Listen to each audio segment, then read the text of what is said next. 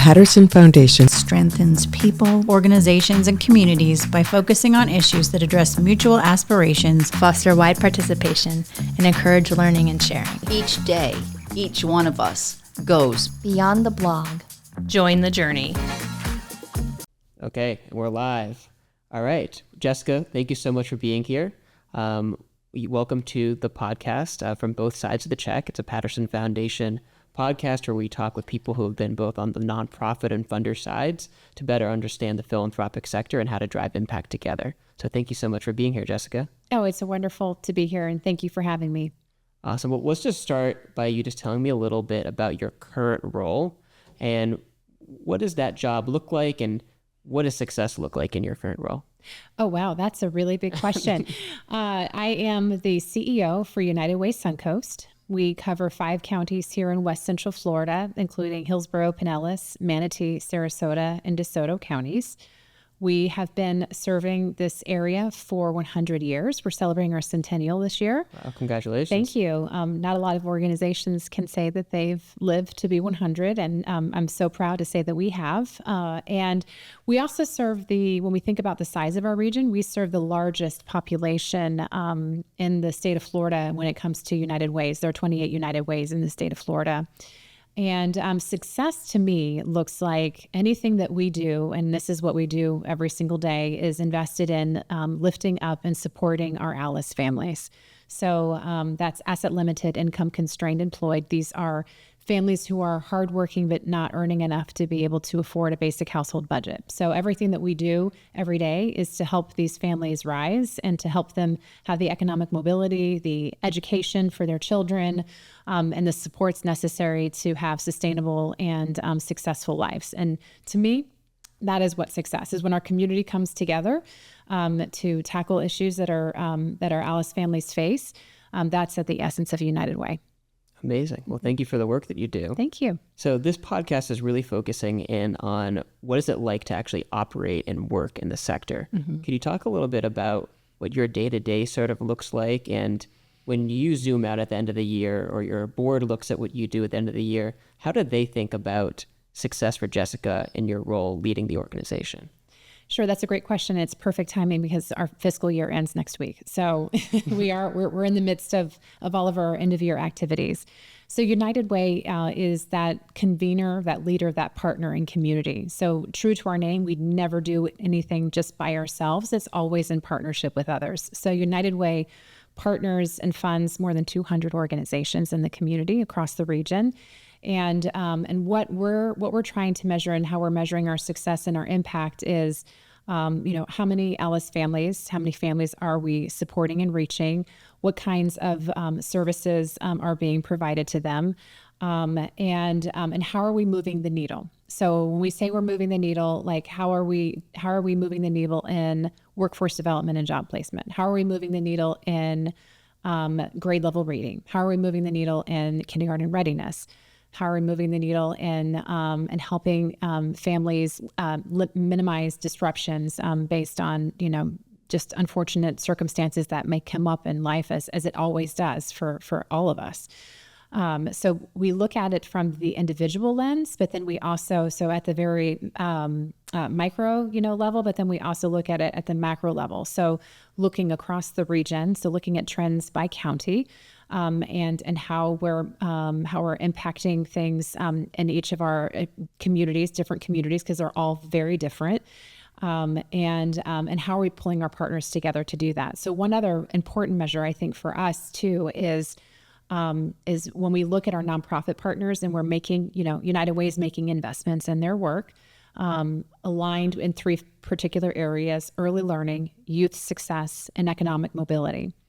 And so when we're investing dollars in our nonprofit partners, we're also looking at how are they leveraging those dollars to do more. And so we're now able to track and see that our nonprofit partners are garnering even more funding for their programs because of United Way's investment. We're also helping them with their capacity building. So helping them with their operations, whether that be increasing efficiencies or getting them the tools and resources that they need, technical assistance, increasing their capacity so that they can do more and serve more Alice families. So we're also seeing the needle move there. So you can see we look at a lot of different impact numbers from the basic how many services were provided, how many families and children are we serving, to even the bigger trends overall and how we're doing on grade level reading, how we're doing in these bigger areas across a community. And balancing all of that. But the really important thing about all of this too is that we believe in radical transparency. So we capture a lot of data. We also, our team works to make that data very accessible and visible. So we have a lot of things within Tableau so that you can see the impact of United Way's investments in communities. You can zoom in and look at where the work is happening. And so that's another big part of this too is, yes, we're capturing a lot of data and we're analyzing it to really track our impact, but we're also making all of that information accessible to anyone who would like to see it and have it and use it in their advocacy and in their work in supporting community. And that's really important to us.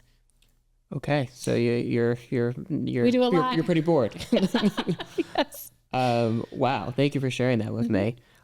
So as we dive deeper into what your experience looks like in your role, what's your favorite part of your job? Oh my goodness. Relationships, really, being able to work alongside so many great leaders in our community who are coming together to make our community a better place to live, work, play, and work. I think that's the true hallmark of a great community is the leaders who really come together to help lift up everyone, not just a certain part of our community. It's we are really focused, and I'm very proud of this, on our Alice families, and we promote that data and we make that data accessible to everyone to use as a resource. So many of our nonprofit partners and funding partners use the Alice data to help drive decisions and to help understand where need exists, and to make and to really understand what families in our region are facing every day. And so being able to work alongside all of these wonderful people in community and to be innovative in our approaches, to try new and different things, to keep doing the great things that we're doing together. But at the end of the day, it's all about relationships. And if you don't have that really solid trust and maintain and cultivate those relationships, then that hinders our ability to be able to really make a strong impact. But I think one thing that has come out of the pandemic, I know it's almost 4.5 years ago, is that we are stronger together, right? So we learned in that moment that we have to work really closely together in order to have the greatest impact, and that's my favorite part of my job. Absolutely. Yeah. Favorite part of my job too, right? It's relationships are both a means to an end and also an end in themselves, right? It's like all that we're trying to do is we're trying to build thriving communities, and thriving communities are made of people that are thriving in relationship with others. Absolutely. So not every job, every job has the things that you don't like about it. Maybe your job is perfect, but I'm curious if you could identify a thing you like least about your role. What would that be? Oh my goodness. Well, we are living in some very dynamic times right now, and we have had to weather some figurative and literal storms in the last few years, whether that be the pandemic, a couple of hurricanes, a housing affordability crisis.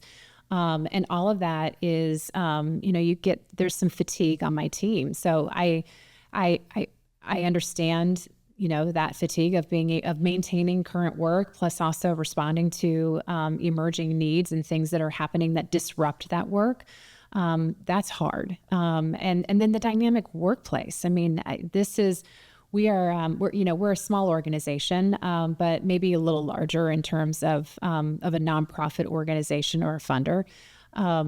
But we, all of us, and I hear this across the nonprofit sector, is, turnover in the workforce has been hard because people are making decisions to leave the state or making decisions to go into another profession or have found other opportunities.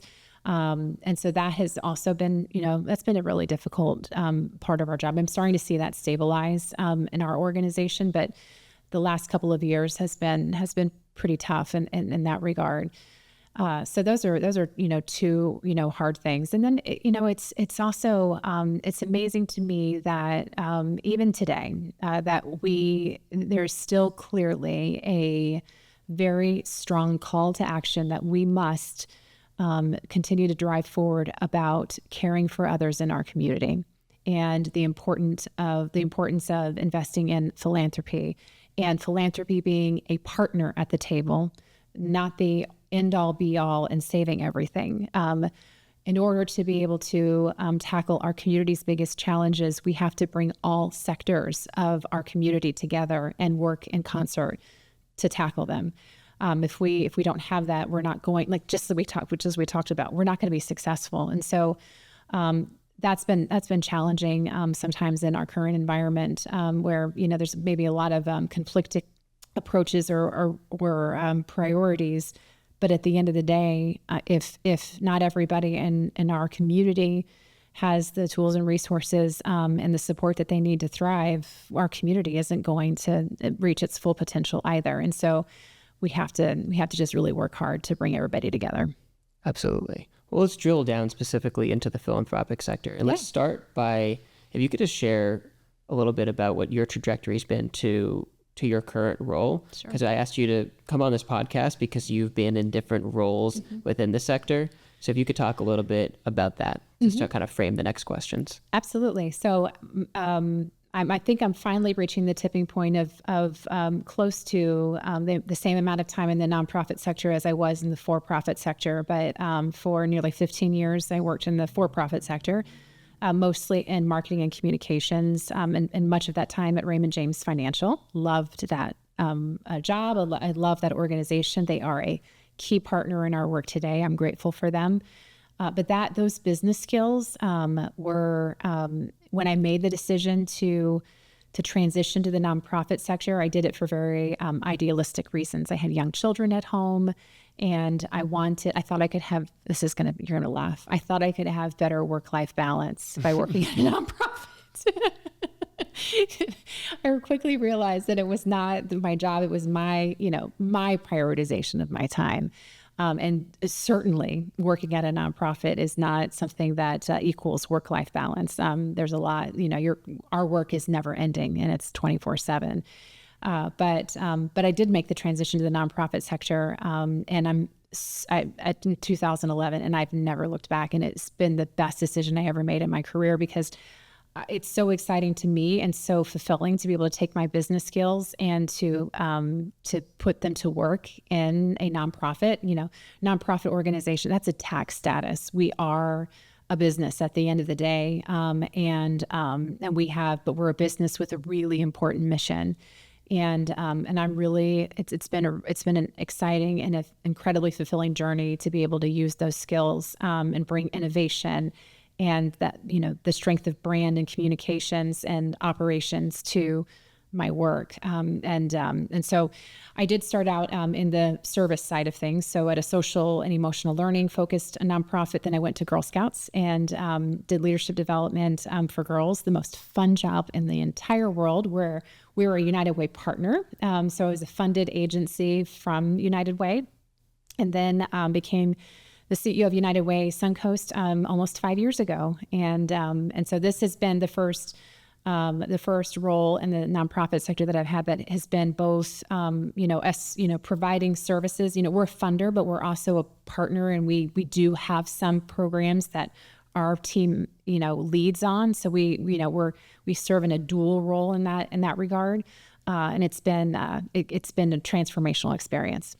Yeah, you have a very interesting lens, of course, from the for-profit, nonprofit, and now in this nonprofit funder intermediary type role. Who works really closely with a lot of for-profit businesses to make this work happen. Absolutely. Absolutely. So could you talk a little bit about that transition from nonprofit service and leadership development into your current role in this kind of funder intermediary nonprofit, into your current role? Yes. What was that like for you? It was great. It was definitely a learning curve, but I think that my experience being a funded partner helped in that regard, because I receiving United Way funding and how we reported on things and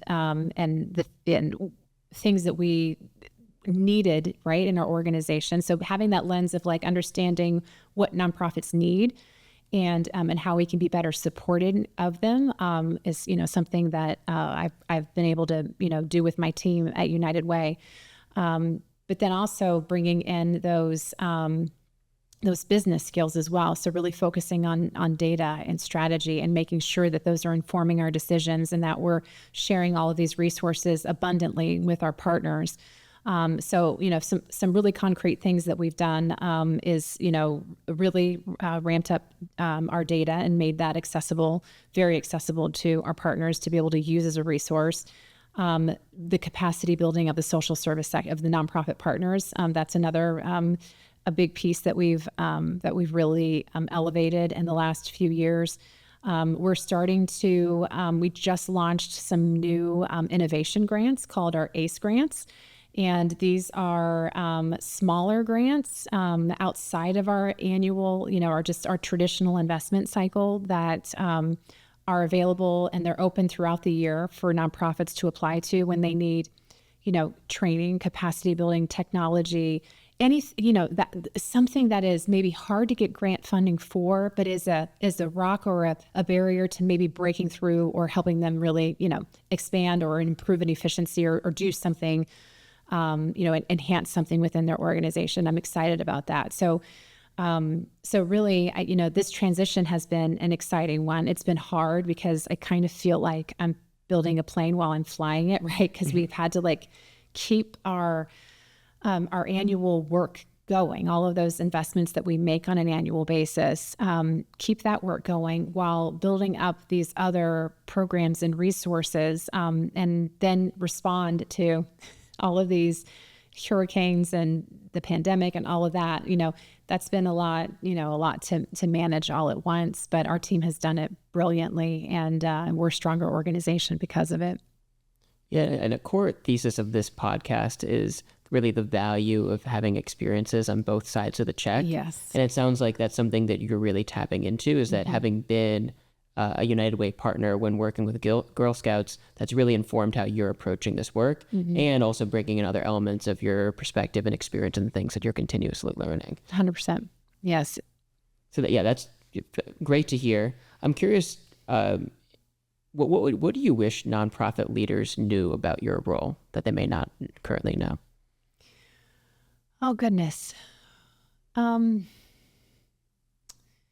I think that and they know this, our nonprofit leaders know and understand this, is that just as they are resource capacity constrained, we have to make those tough decisions as well. We don't. I wish that we had a limitless supply of resources to be able to invest in community, but that is limited for us too. So we try to make the best decisions possible, and provide as much support as we possibly can, which is why I'm excited about being able to offer some of these other things that go beyond just our traditional investments that are really supporting the sector. So I wish that nonprofit leaders, if they don't already know about all of our data resources and capacity building, that they do, and that they take advantage of those. And I also hope that any of our nonprofit partners lift up anything that they feel is that they need United Way's leadership or voice in, that they make sure that we know about that and that we can be a part of that and support it. And just ask, truly, United Way is always about responding to what's happening in community and being that, trusted partner and someone that you can count on. And as much as we try to be really proactive about that, it is important for us when any organization in our community is facing challenges, and if there's a way that we can provide support, that's shared with us too. So those are some of the things that I would say, but we have some tremendous nonprofit partners. And I'm so grateful for those relationships. But just to give an example, like our last investment cycle, so we moved from a 1-year like investment timetable to a 3-year commitment. And this was important for us. It was an important strategic shift that we made because we know that the challenges that we're tackling, like grade level reading, for example, those aren't solved in 1-year increments. And our nonprofit partners, and again, this is something, you know, from Girl Scouts, like when you're budgeting, right? Like, and you have to like, I have to apply again, and it's not for sure, and I've got to apply again. Being able to map out for 3 years, I'm going to have this commitment from United Way was real. That takes some pressure off, and it helped us to go even deeper with our partners, get better data, be able to respond more quickly, and I think. And we're entering our last year, so I'm excited to see like what the full 3 years really looks like. But that was really important. But when we did that investment cycle, we had over $50 million worth of requests for $18 million of accessible resources. So, you know, we try to stretch those as much as we possibly can, but there's a lot more need than there is resources out there to tackle them. So based on what you know now in your current role, if you could go back in time and talk to yourself when you're in your nonprofit roles, what would you tell yourself? What do you wish you knew then that you know now? You know, that it is okay to like pause, to take a deep breath, and to dig in and perhaps understand context and understand what's happening. You know, we don't immediately always have to respond like right on. Like there's a power in the pause to be able to do things more thoughtfully. But I would also say that that there's a lot, I think, and this is what I really want us to get to, that there is a lot that we can do more proactively, and especially when it comes to data. You know, I really would love to get to a better space and a better spot of like how we can utilize predictive analytics to like be able to give us some signals of things that might be coming in the future that we could prepare ourselves for, instead of always being in reactionary mode, where we could, you know, prepare things better. And then the last thing that I would say is to prepare myself for how local decisions and our local governments would impact our philanthropic sector. And both in positive and not so positive ways. That has been a challenge that a bigger one than I could have ever imagined for stepping into here. So what does your dream partnership look like between nonprofits and funders? So an open, trusting partnership. You know, we really want to embrace the principles of trust-based philanthropy. We don't want to make our partners, you know, do a bunch of work that we're either not going to use, or so making sure that we're asking, you know, only for the things that we need, and because data is important, and having that trusting relationship to where if they have a need or if they have a challenge, that they lift that up to us and we have the conversation and we adjust. And you know, it's really about, it's that two-way street of how are we partnering together to make sure that we are utilizing those philanthropic dollars in the highest impact way possible, and not overburdening with, you know, too much operational overhead in tracking, you know what I'm saying, like in paperwork and things like that, but really spending the time and making sure that those dollars are making maximum benefit to families in our communities, and being a supportive partner and advocate with our nonprofit partners along the way. You know, that's, I think, that it's that openness and that relationship, and having them access, you know, all of the tools and resources that we offer at United Way. So I'm just going to keep grilling you with questions because I'm fascinated. So with the United Way, you're in a particular role as like a funder because, right, you're support nonprofits, you function as an intermediary that has to raise funds, and you distribute funds at the same time, and you have some programming you do too. So you're in all these different roles at the same time. And one of the potential challenges of United Way is that you want to, it's critical that you honor donor intent, and you also are serving nonprofits and you're working to center community needs. And sometimes there can be maybe a misalignment or a challenge in kind of working all those together. How do you navigate that complexity? Sure. So first, we are not an intermediary. Oh, okay. We are a convener, because the United Way plays a really important strategic role, and that we're bringing resources together, and we are identifying key community challenges like grade level reading, for example, and wanting to invest in high impact programs that are really moving the needle in that way. And we're taking a look at data all the time. We are building the capacity of our partners. So it's more than just we're taking in money, we're giving money out. It is a true partnership where, yes, we're investing dollars based on our three focus areas. But we're doing even more than that to build the capacity and making sure that our partners are successful in that journey. And that's critical to us.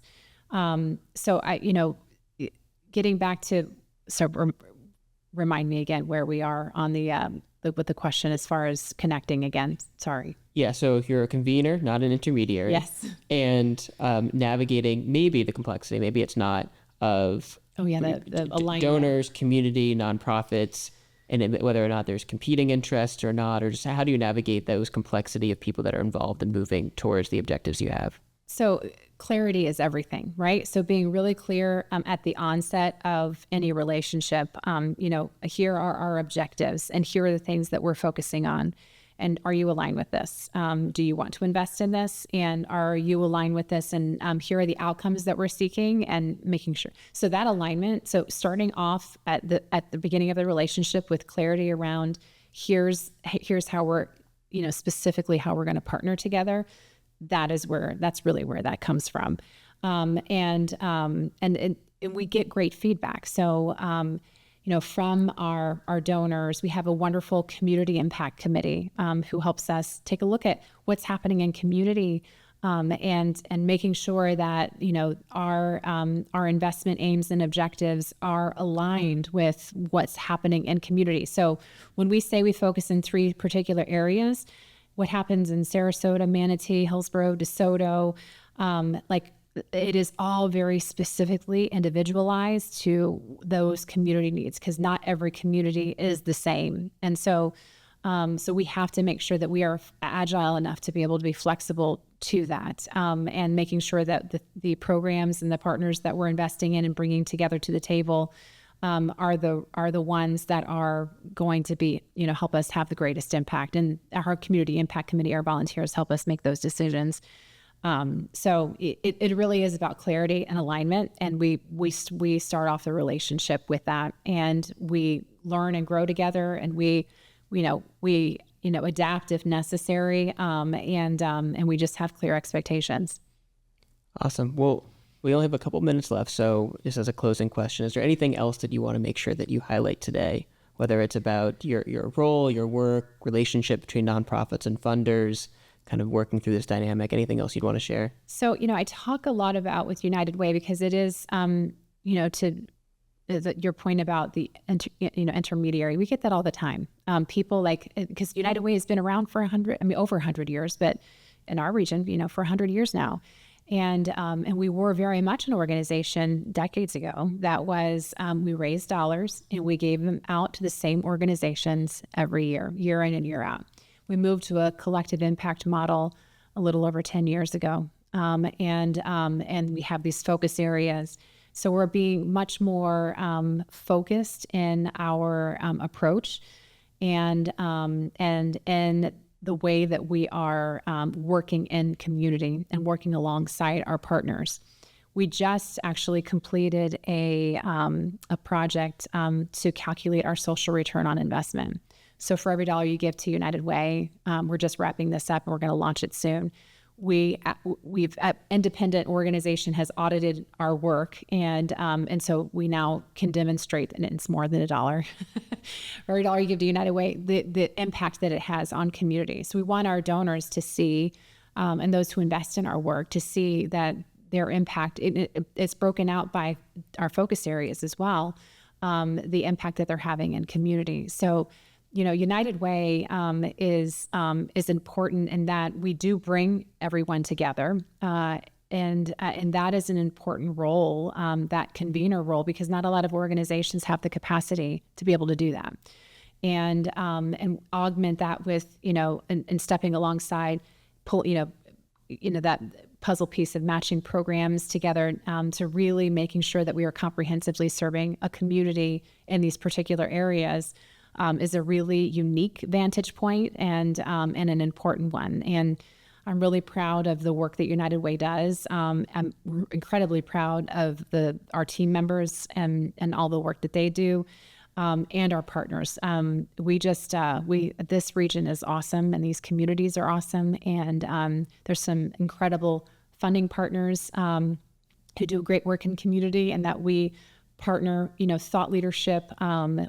Patterson Foundation is one of the best in the region, and we're so grateful for all the work that you all do.